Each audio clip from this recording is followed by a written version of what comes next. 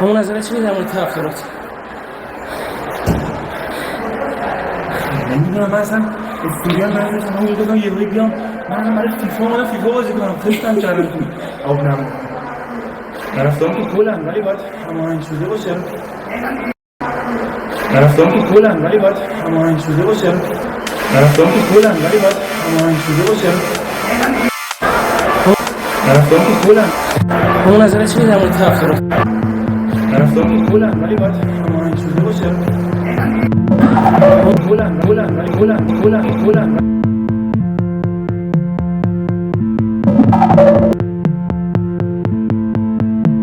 گفتی طرفدارات خلن، خب خلن جوابت بعد این سال فقط این که طرفدارات خلن. خب برو خودتو مریض نکن، شاید خودت کل مغزی که داری میگه طرفدارات خلن.